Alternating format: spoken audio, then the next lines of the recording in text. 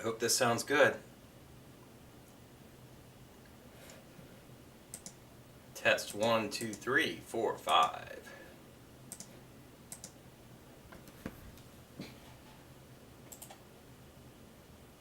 Testing. Testing 1, 2, 3, 4, 5.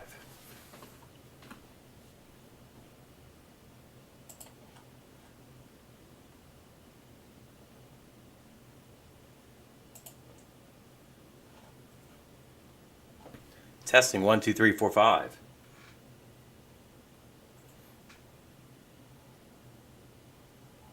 Testing 1, 2, 3, 4, 5.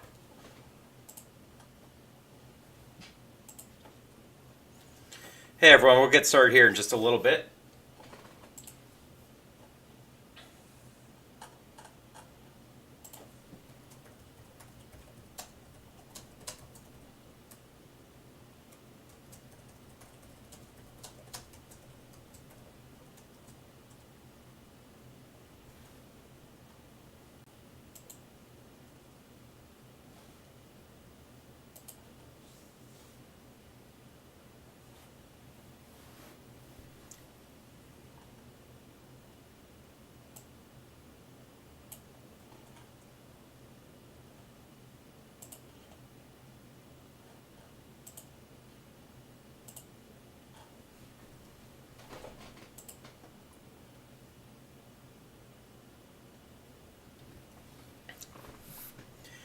Hang tight, everyone. I'm just making sure people on our Facebook channels know that we're about to go live here. Well, by we, I mean me.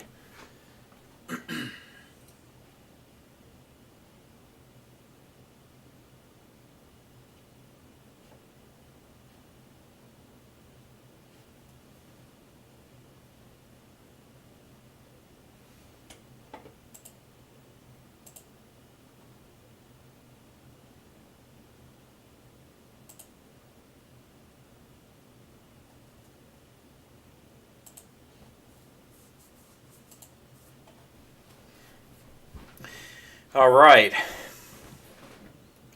So we have a monster of a storm here in the northwestern Gulf of Mexico, getting close to approaching the Louisiana-Texas border and adjacent coastlines. And we have seen this storm strengthen, I think, beyond belief, to be honest. Although there was some indication all along that the storm could get to this intensity, but it is now a strong Category 4 hurricane with 145 mile per hour sustained wind. And the Hurricane Center continues to think that it's got a little bit more time to strengthen up until landfall. And I would not be 100% surprised if this got up to Category 5 intensity with winds topping 155 miles per hour or stronger. That would put it with Michael from 2 years ago. So, yeah, dangerous situation to say the least. This is the infrared satellite from tropicaltidbits.com showing some very cold cloud tops spiraling around the center here. We're looking at a large eye, probably about, I want to say maybe 35, 40 miles wide. And the general track is to the northwest. It should be making a right turn. And where that exact turn occurs can make a difference as to somebody getting the very brunt of the storm and then somebody kind of getting the fringe of it, if that makes sense. So I've got this visible satellite loop that I queued up from earlier, and I'm going from sunrise to about now, which is 5 o'clock Eastern, 4 Central, and you can see the eye growing as the day goes on. The thunderstorms around it certainly spiraling in and growing as well. You can kind of see, let me see if I can zoom this in for you guys, very impressive cold cloud tops. You can see them towering over here, and you can see this stadium effect here. You can actually see a little bit of cloud inside the eye, just kind of rotating around the center there. Just really cool watching this spin up right here. Just an amazing weather phenomenon that we're dealing with. As massive, yes, absolutely.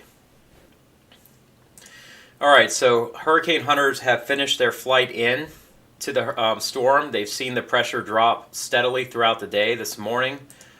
We had a pressure of 969 millibars, which would have been Category 2 intensity.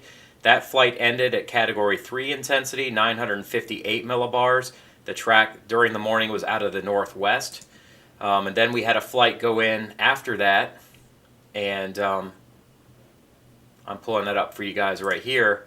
And you can see the pressure has continued to drop all the way down to 947 millibars with Category 4 intensity winds aloft off to the east of the center of the storm, basically the northeast quadrant getting the worst. So if you take this track, it extends along into the east of the track, brings it right into about Cameron, Louisiana, with the strongest amount of winds. Current models are showing very good agreement here in the short term with landfall just along or just to the east of Sabine Pass over southwestern Cameron Parish in Louisiana, and then a right turn across northwest Louisiana right over Shreveport, Bossier City, that area, and then across central Arkansas, and then they start to diverge with some storm tracks over northern Tennessee, others across Kentucky, but eventually the storm will be moving offshore the mid-Atlantic coastline here, it looks like Saturday night, Sunday morning time frame, and then off into Atlantic Canada as a weaker system by the end of the weekend. Intensity forecasts remain very high. We now see the Cat 5 showing up on here. We're getting close to that. The official forecast is above all the models, which have under-predicted the amount of intensity of the strongest wind. But we are seeing that potential for strengthening for another 12 hours from 2 o'clock, so 1 o'clock Central Time. So right at landfall, about 1 or 2 a.m. Central Time, that's when the buck stops, and then the winds should drop off very quickly. And in 24 hours, we're probably looking at a Category 1 hurricane, maybe even a strong tropical storm at that point. But it's going to cause a ton of damage based on the size and intensity of it. You can see the latest HWRF model shows pretty much in line with the wind and the pressure, a little bit low on the pressure. But this model has picked up on its intensity, been very well behaved. It's probably a little to the right of where I think the track ends up being at landfall. This is 1 a.m. Central Time, but it does show winds still in the Category 4 intensity, pressure of 943 millibars. After that, storm weakens very quickly. It still brings the potential for hurricane force winds up into northwestern Louisiana, and then tropical storm force winds across Arkansas, and then weakening after that.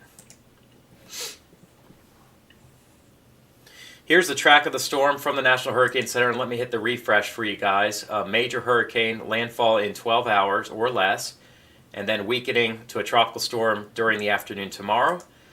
Here's a wind field from the Hurricane Center. We have a hurricane warning in effect across the upper Texas coast, as well as the western half of the Louisiana coast, and tropical storm watches, or hurricane watch, over to about near Morgan City, and tropical storm warning all the way to the mouth of the Mississippi.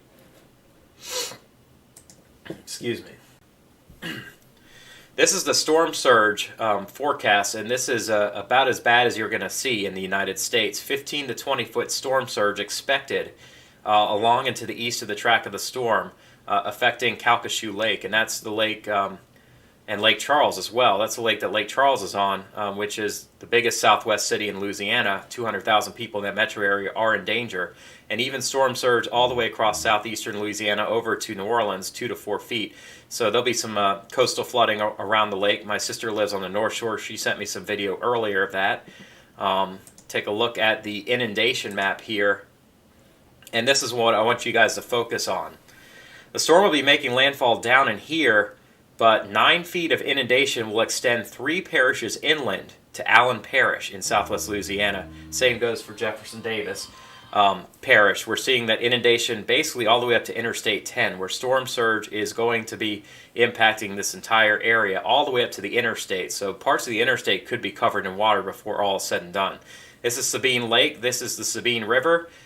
This is also... trying to remember the river that goes east of Beaumont into the Golden Triangle. It looks like some bad storm surge could impact places like Nederland over to Port Arthur and right along the state line, but really the worst is going to be along into the east of the track over Cameron Parish and across southern parts of Calcasieu and southern Jefferson Davis Parish. And in fact, this storm surge, if I zoom out a little further, goes all the way over to Morgan City. There's going to be some damage, but this area here is going to be uninhabitable for several days, if not weeks. This is going to be definitely a storm for the ages in this area, unfortunately. The good news for Houston is that this eastward shift in the models, because a couple days ago it looked like Houston was well in the cone, is going to spare you guys the worst, and we may just have some tropical storm force gusts at this point. So some very dangerous surge. We're talking about widespread flooding that's going to put much of Lake Charles underwater tonight into tomorrow morning. Flash flooding is also a risk from this system. The Hurricane Center has an extreme risk of flash floods over southwest Louisiana and far southeastern Texas, and a high risk across, or a moderate risk across the rest of western Louisiana, right through the Arklatex region into the middle of Arkansas, as well as, I don't know why it skips over like this, but right into the mid-Mississippi Valley, the lower Ohio Valley as well, and the western Tennessee Valley. Most of this is going to be tonight across the coastal areas. You can see that high to extreme risk of flooding. And then as we head into the day tomorrow, and let me back that up a little bit. Tomorrow we're dealing with inland flooding farther northward. So a very serious situation for some of these areas. I bet we're going to see communities underwater, unfortunately. And then as we head into Friday and into the first part of the weekend, that risk for flooding is still fairly high over western Tennessee, Kentucky, and far southern Illinois. So in the Carolinas, this is something we need to keep an eye on. We don't go out further at this point, but the rainfall risk is definitely there. This is, let me close some of these out here real quick and show you what I'm looking for. Well, I had that up. Let's go back to south central United States. This is from Weather Bell. Actually, let's do the south, deep south. These are rainfall totals from the European model from the latest 12Z run, showing the threat for, let me actually make this a total rainfall. That should help. The threat for as much as a foot of rain to fall near the track of the storm just off of the Louisiana coast, and 9-10 inches of rain possible right along the Sabine River. And you'll see still a potential here for close to 10 inches near the Little Rock area, 4 to 5 inches over northwest Tennessee, southeastern Missouri. So this will cause a lot of inland flooding as it comes inland all the way, like literally 500 miles inland across Missouri and Illinois. Now, farther east, as we go into, let me see if I can find the Shenandoah region, we could have flooding across Kentucky, West Virginia, western parts of Virginia here for Friday night and Saturday. Not as high a risk as areas to the west, but certainly a lot of rainfall to be concerned with. And then across the Carolinas, we still see this threat of maybe some heavier thunderstorms and whatever's left of the low pressure system. But it looks like the heaviest steady rain stays north of even Richmond, Virginia, probably across the central Appalachians and then into the Delmarva. We could have some heavy thunderstorms Saturday night for sure, and I think they'll be fueled in part by the remnant circulation of Laura when it gets up into here, but also we've got a strong front moving through.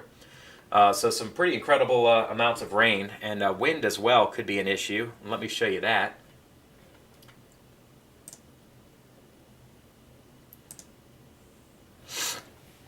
This is at 10 meters, so about 30 feet up. We're seeing the potential for winds to gust in excess of tropical storm force over Tennessee on Friday evening, and then across the Carolinas on Saturday, maybe some 40 to 50 mile per hour gusts.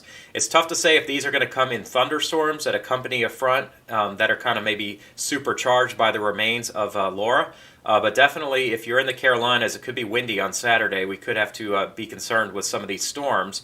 There could also be maybe a bit of a threat for some severe weather. Let me show that to you guys here in just a little bit here. We'll go to the lightning flash rate. Let me back that up. Yeah, we could definitely be dealing with some stronger storms in the late afternoon on Saturday. So if you have outdoor plans or going to the beaches, it could get a little bit rough here, but I think worse will be up across the Delmarva, closer to the track of the storm. Let me show you the winds now as we get to where the storm is coming on shore, because I think you guys really want to see this. This is some crazy, crazy stuff, by the way. Let me go down to the state of Louisiana. And these are potential maximum wind gusts at 10 meters. And you'll see these are in miles per hour, a maximum of 203 mile per hour wind gusts possible in the eye wall of this storm, which looks like it's going to hold together pretty well across western Louisiana. In fact, we could see wind gusts closing in on close to 100 miles per hour aloft, all the way up into northern Louisiana. So these areas could have a brief period of hurricane force wind. This area is definitely getting it for several hours, and some wind gusts in the excess of 190 miles per hour over the oil rigs offshore. It's going to cause some extreme amounts of damage. Farther east, Baton Rouge and on east, I think we're out of the woods for anything too significant at this point, but definitely you'll be having to watch for locally strong winds, maybe some isolated power outages, tree limbs coming down. But this area here is going to see quite a bit of devastation, especially in the area in gray and in bright red here. Just incredible stuff. Let me show you the radar right now. You can see lots of tornado warnings in the Baton Rouge area and over to Hammond. This is actually where I grew up, in Baton Rouge. My family's under these tornado warnings, so I'm in close contact with them. Here is the eye circulation, very large, well-defined eye with a closed-off eye wall, and it's starting now to make that turn to the north-northwest. So here is the eye, and here is the predicted track of the storm, kind of like this. So we're going to see the strongest winds in here, and translate those into here right after midnight. Here's Lake Charles. They're going to get crushed. But right now we're seeing some tornadic storms, and I'm going to zoom up to the Slide L radar so you can take a look at that. And it's storm after storm coming in off of Lake Pontchartrain, Lake Maurepas, and you can see these tornado warnings in effect. We have had some reported tornadoes. This is just Doppler indicated rotation, but in areas like Watson, Greenwell Spring, Zachary, Baker, places I'm very familiar with from where I grew up as a kid. And then farther northwest, possible tornado around St. Francisville. We've got another one coming down through, looks like it's about to expire, for Tangipahoa and St. John the Baptist Parish in the Ponchatoula area, and then Livingston, Northwest Livingston Parish as well. So several of these cells could briefly turn tornadic. I'm going to show you the velocity on these.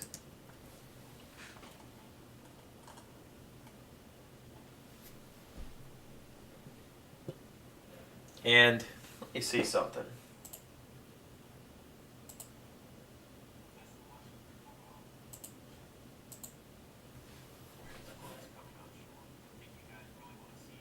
Okay, cool. I was just making sure I was streaming, because my screen on my laptop to my left was not showing anything streaming, which is pretty crazy. But you can see, nothing too intense, but definitely some rotation in some of these cells briefly. They're very brief-lived, but could drop a quick tornado at any point. You can see, I'll see if I can circle them here. Let me stop this radar. See kind of this one area in here has some rotation with it. One area here near Livingston, Louisiana, north of Denham Springs. This area here's got some rotation, and up here as well, got a little bit of rotation in this part of the storm. It's not very strong, but it's definitely worth watching at this point. That's why these warnings are out, but we're not seeing any radar returns over 50 or 60 miles per hour in any of these. So very, very brief, like EF0 kind of tornadoes. There's some 60 mile an hour in Livingston. And then down in the Ponchatoula, Hammond area, got some gusts, some radar returns about 50 miles per hour. So these definitely worth watching in the Baton Rouge area and points eastward. Definitely we're going to see more of these as the storm makes landfall tonight. Maybe closer to the actual core of the storm, and then tomorrow off to the east. So the threat for tornadoes is actually highest in the Baton Rouge area, and then eventually Lafayette later today and tonight. Test, test, test, test, test.